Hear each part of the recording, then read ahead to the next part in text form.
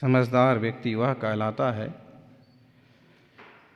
समझदार वह कहलाता है जो टूटे हुए को बनाना जानता है और जो रूठे हुए को मनाना जानता है।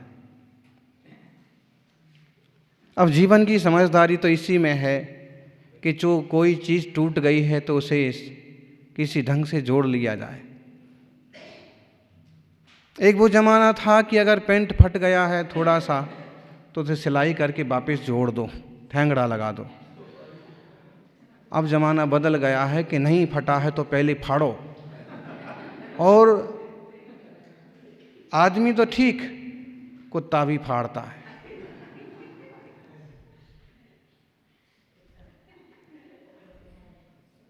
वो भी खींच रहा है कपड़ा। नहीं फटा है तो फाड़ो।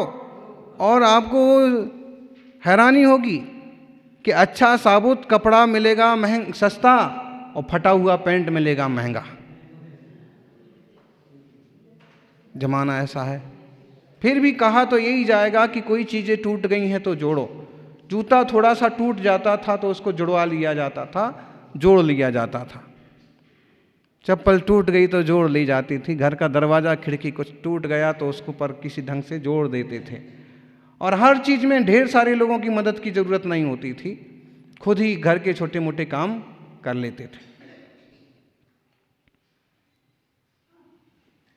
बर्तन टूट गया उसको जोड़ लेते थे। लेकिन ध्यान रखना कि मिट्टी का बर्तन और मनुष्य का दिल टूटने के बाद बड़ी मुश्किल से, पहले तो जुड़ता नहीं है, और जुड़ता है तो बड़ी मुश्किल से जुड़ता है। और जुड़ने के बाद भी, जुड़ने के बाद भी कब वापस अटैक आएगा और कब सरक जाएगा उसका ठिकाना नहीं रहता। और इसलिए रहीम ने कहा, रहीमन धागा प्रेम का मत तोड़ो चटकाए, टूटे से फिर ना जुड़े, जुड़े गांठ पड़ जाए। गांठ तो पड़ ही जाएगी, दिखे कम दिखे ज़्यादा दिखे। और ये अक्सर कर होता है क्रोध में, आवेश में। फिर भी कोई लोग होते हैं कि टूटी हुई चीज़ों को जोड़ने में महारत रखते हैं और टूटने के बाद भी हल्का फुल्का तो रह ही जाता है। फिर भी समझदार है वह कि उसने टूटे हुए को जोड़ तो लिया, टूटे को टूटा तो नहीं छोड़ दिया। ऐसे ही रूठे को रूठा तो नहीं छोड़ दिया, रूठे को मना लेने वाला भी बुद्धिमान है। लेकिन एक बात और है कि दुनिया में सबको खुश रखना जिंदा मेंढकों को तौलने के समान है। दुनिया में, संघ में, परिवार में, गांव में सब लोगों को खुश रखना जिंदा मेंढकों को तराजू पर तौलने के समान है। एक को बिठाओ दूसरा कून जाता है, एक की टांग पकड़ो तब तक दूसरा फुदक जाता है। अब ऐसे में खूब समझदार आदमी होना तो भी थोड़ा बहुत परेशान तो हो जाता है। फिर भी समझदारी तो इसी में है कि टूटे को जोड़ो और रूठे को मना लो, ताकि परिवार, समाज, संघ गौरवान्वित हो, वृद्धि करे और विकास हो। समूह में विकास होता है। समाज बनाए हैं मनुष्यों ने। नाममाला का एक शब्द है समझ और समाज। पशुओं के समूह को समझ कहते हैं और मनुष्यों के समूह को समाज कहते हैं।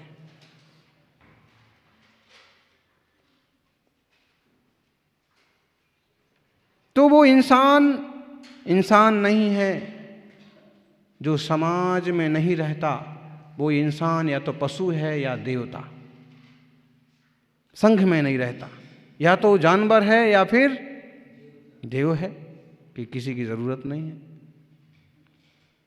इसलिए संघ, समूह की सुरक्षा, वृद्धि, स्थिरता, इन सबों के लिए ये बुद्धिमानी तो चाहिए कि एक दूसरे को संभालें, एक दूसरे को मना लें। एक अगर अग्नि बनता है तो दूसरा पानी बन जाए, और दोनों यदि पानी बन जाए तो बहुत अच्छी बात है। लेकिन जिन लोगों की बार बार रूठने की आदत होती है ना,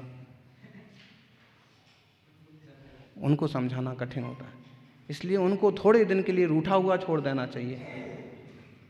बार बार कहाँ तक मनाएंगे। अक्सर कर देखा, कल परसों फिर एक परिवार आया था, चूँकि आने के लिए मना किया हुआ है, फिर भी कोई ना कोई आ ही जाते हैं, जो यहाँ समर्पित होकर के सेवा कर रहे हैं। वे भगवान श्रावक श्राविकाएँ सचमुच में आशीर्वाद के पात्र हैं। लेकिन फिर भी मेहमानगिरी के लिए भी आ जाते हैं कोई ना कोई, और 1-2 दिन तंग करके चले जाते हैं, सेवा कम करते हैं। तो उनका भी रोना चालू हो गया, महाराज भैया की ये परेशानी है। ठीक है, आशीर्वाद, शांति रखो, नमोकार के जाओ। मैं भी हमेशा बीमार रहती हूँ। अरे भाई, तुम क्यों बीमार रहती हो? सब डॉक्टरों को चेक करवा लिया, कुछ नहीं निकलता। अरे कुछ हो तो निकले। पूरी जांचें करवा ली, लेकिन कोई बीमारी नहीं आती है। लेकिन मैं हमेशा बीमार रहती हूँ। तुम्हारी आदत ही बीमार रहने की है, कोई दूसरा क्या करेगा। अक्सर कर ये बीमारी नहीं है।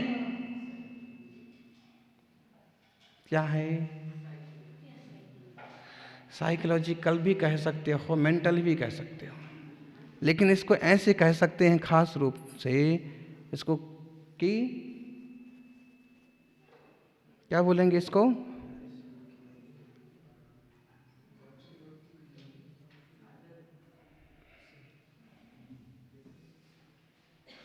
संवेदना पाने का तरीका है, आकर्षण करने का तरीका, अथवा इसके लिए क्या शब्द हम यूज करते हैं, सिंपैथी पाने का तरीका। नहीं, एक शब्द और यूज करते हैं हम, इमोशनल ब्लैकमेल भी कह सकते हैं। और एक दूसरा मतलब है कि वो शब्द देसी भाषा का है, एकदम सटीक बैठता है, कि हम चाहते हैं कि लोग मेरे पर ध्यान दें, और जब तक वो किसी ढंग से ध्यान देते रहते हैं तब तक हम स्वस्थ रहते हैं। मान लीजिए आप बहुत सुंदर हैं, तो सुंदरता का ध्यान रहा आएगा, लेकिन कितने साल तक? 2 साल, 5 साल, 10 साल। फिर जब बच्चे बड़े हो जाएंगे तो उसके बाद तो सुंदरता का ध्यान। ठीक है, अगर आप सर्विस में हैं तो आपकी सर्विस के कारण से आपका ध्यान रखा जाएगा कि भाई कमाई तो यही करती है ज़्यादा, तो ठीक चलता रहेगा। या आप किसी तरह से ऐसे बट बना लिया है कि श्रीमान जी बस आपकी ही पूरी सुनते हैं, तो आप स्वस्थ रहेंगे। अगर ऐसे लगता है कि अब हम पर ध्यान देना कम हो गया, तो बीमार नहीं होते हुए भी वो बीमार रहेगी। कारण उसको आकर्षण चाहिए कि कोई मुझे देखे, कोई मुझे पूछे। ये इस जीव की एक ऐसी थिंकिंग है सबके लिए, जो अपने आप को एकत्व विभक्त ज्ञान घन आत्मा नहीं समझता है, किसी तरह की पराधीनता में जीता है, वो यूं हल्का बन के रहता है, यूं बन के रहता है कि कोई ना कोई इस पर ध्यान देवे, कोई ना कोई इसकी सुने। चूंकि ये भी एक प्रकार से सूक्ष्म हिंसा है, आकर्षित करना, आकर्षित होना। इसलिए ना मैं किसी को प्रभावित करूं और ना मैं किसी से प्रभावित हूं, ऐसी मैं भावना भाता हूं। ये सूक्ष्म बातें हैं, और इतनी सूक्ष्म बातें संगठन के लिए कम चल पाती हैं। उसमें तो ध्यान रखना जरूरी होता है और एक दूसरे के पूरक बनना होता है। तो आप लोग भी स्वार्थ अपन कह देते हैं कि दुनिया स्वार्थी है, और जिनको कोई स्वार्थ होता है वे मेरे को पूछते हैं। लेकिन आप ऐसा कह करके मुक्त नहीं हो सकते हो। क्यों? क्योंकि आप भी भगवान को कब पूछते हैं, कब पूजते हैं? अक्सर कर लोग भगवान की पूजा, पत्राभिषेक और विधान तभी करते हैं जब उनकी कोई ख्वाहिशें हों। तुम भी तो स्वार्थी हो, भगवान के पास कोई निस्वार्थ रूप से गए? कोई थोड़े से समझदार जीव होंगे जो देव शास्त्र गुरु को समझते होंगे और उसकी वास्तव में उसकी सेवा भक्ति पूजा की परिभाषा समझते होंगे और दिल से करते होंगे। उस थोड़े से लोगों में आप लोग भी हैं। तो ये नहीं कहें कि सब स्वार्थी हैं। संसार के संबंध चलते ही लगभग इसी ढंग से हैं कि किसी को किसी तरह की जरूरत है इसलिए वो आपसे जुड़े हैं। इसलिए आप इतने समझदार बन जाओ कि आप बिना स्वार्थ के सबकी सहायता कर सको।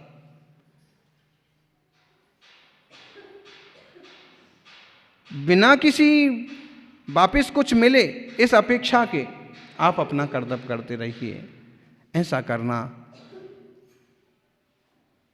कोई समझदार के लिए संभव होता है। तीर्थंकरों ने, मुनियों ने अपनी दिव्य वाणी से परमोपकार किए हैं। गुरुजनों की खास अपेक्षाएं नहीं होती हैं, लेकिन फिर भी वो उपदेश देते हैं, जन जन के बीच में जाकर के मार्गदर्शन करते हैं, जीने का तरीका सिखाते हैं। पुरखों की, बड़े बुजुर्गों की बहुत सारी कांक्षाएं नहीं होती हैं, फिर भी पूरी जिंदगी अपने बच्चों के लिए, पोतों के लिए लगा देते हैं। ऐसे में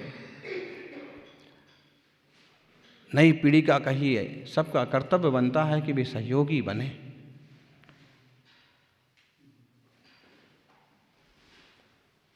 कोरोना वॉरियर्स, कोरोना में भी कई सारे लोग ऐसे रहे जिनने सेवा भाव से काम किया।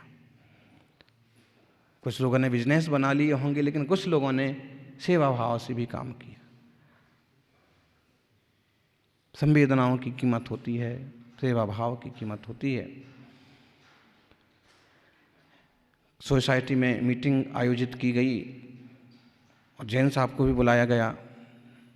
उन्हें अंदाज भी लग गया था कि आज मीटिंग किस विषय को लेकर हो सकती है, और पहुंचते ही देखा तो लोग तो आ चुके थे, कार्यक्रम शुरू होने की तैयारी में था, और वो एक कुर्सी पर जाके बैठे कि बस गुप्ता जी ने माइक पर बोलना चालू किया, हमारी सोसाइटी में इतने लोग हैं, इसमें 2 डॉक्टर भी हैं, पति पत्नी, और उन्होंने बहुत सेवा की है, लेकिन वो सबकी सेवा करते करते खुद भी उरांगना ग्रसित हो गए हैं। ऐसे में हम लोगों ने कुछ निर्णय करने का सोचा है। हम सबके बीच में उनका रहना ठीक नहीं मालूम पड़ता है। इस संबंध में आप क्या कहना चाहते हैं, अपने अपने विचार रखिए। और एक जो ज़्यादा बोलने की आदत वाले लोग होते हैं, तो 1-2 लोग उठे और खड़े हुए कि बात तो सही है, कोरोना बहुत तेज़ी से फैलता है, और अगर हमारी सोसाइटी में भी इस टाइप के लोग हैं तो उन्हें सोसाइटी से अलग करना चाहिए। दूसरे ने भी बोला, तीसरे ने भी बोला। जैन साहब से रहा नहीं गया और बिना माइक पर ही बीच में सभा में खड़े होकर चिल्ला करके बोला कि अगर ऐसा लोगों की सहायता करने वालों के लिए भी आप ऐसा निर्णय करते हैं, सोसाइटी से निकालने की बात करते हैं, तो मैं इस निर्णय में शामिल नहीं हूं। इतना बोल करके वो अपने घर चले गए। उसी में कॉलोनी में, सोसाइटी में अपने रूम पर चले गए। इतनी जल्दी मीटिंग खत्म हो गई क्या? पिता ने पूछा। अंदर घुसते गए। पत्नी ने भी देखा इतनी जल्दी मीटिंग खत्म हुई क्या? तो उन्होंने अपनी दुखी मन से अपनी बात रख दी कि बताइए, अच्छा करने वालों के साथ भी लोग ऐसा करते हैं। तुमने क्या कहा? मैं तो मीटिंग छोड़ के आ गया कि मैं इस तरह के निर्णय में शामिल नहीं हूं। अगर ऐसा कोई निर्णय उन्होंने किया तो मैं पुलिस में शिकायत करूंगा। थोड़ी देर इसी असमंजस में बैठे थे कि वापस वहां जो कुछ अधिकारी जैसे लोग थे, चर्चा हुई और गुप्ता जी का फोन आया, अभी तुरंत आप मीटिंग में आइए, सभा में आइए। हम सब लोगों ने मिल करके उन डॉक्टर दंपति का सम्मान करने का प्लानिंग की है और हम निर्णय करेंगे कि उनका कोरोना वॉरियर्स के रूप में अच्छी तरह से संस्था की समान तरफ से सम्मान किया जाए। एक व्यक्ति खड़ा हो गया तो एक परिवार टूटने से बच गया, समाज का एक हिस्सा टूटने से बच गया। अच्छे काम करने के लिए, अच्छे काम करने वालों के लिए खड़े होना चाहिए। और एक बात है, जरूरी नहीं है कि मुख्य अधिकारी ही सारी बातों पर ध्यान देवे, आपस में भी हेल्प करना पड़ती है, आपस में भी समझना समझाना पड़ता है। अगर उस समय जैन साहब भी इसी में शामिल हो जाएं कि ठीक है इस परिवार को, इन दोनों को निकाल दिया जाए, तो दर दर की ठोकर खाएंगे, कहाँ जाएंगे घर छोड़ के। ऐसे ही आपस में भी होता है, अगर किसी में कोई कमजोरी है समझा दिया जाता है, कोई टूट रहा है तो उसे किसी भी प्रयास से जोड़ दिया जाता है। किसी के पक्ष में कुछ गलत निर्णय, कोई बातें आई हैं तो उसको ठीक ढंग से पेश किया जाता है, उसका पक्ष लिया जाता है, उसकी सच्चाई सबके सामने लाई जाती है। तो संघ, समाज, परिवार चलते रहते हैं। सर्वथा कोई एक पर ही पिल पड़ेंगे, दुखी हो जाएगा, टूट जाएगा।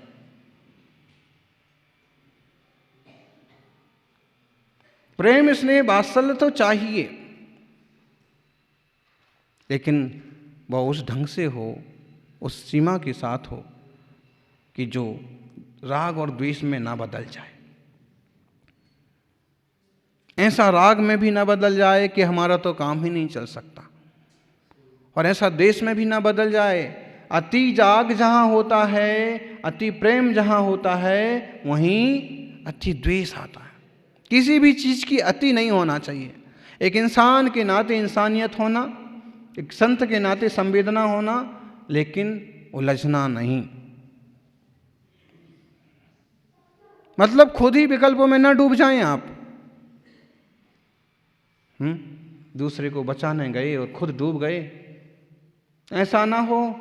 आप डूबे पाहुणे, ले डूबे जजमान, ये पुरानी कहावत है।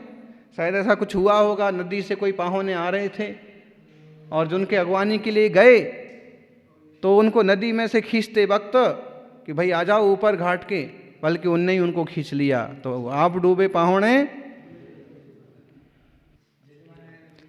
हाँ, मतलब है कि किसी के लिए आप सद्विचारों से कोशिश करिए, पुरुषार्थ करिए, बड़ा बनाइए, उसे ऊंचा उठाइए, लेकिन खुद मत डूब जाइए।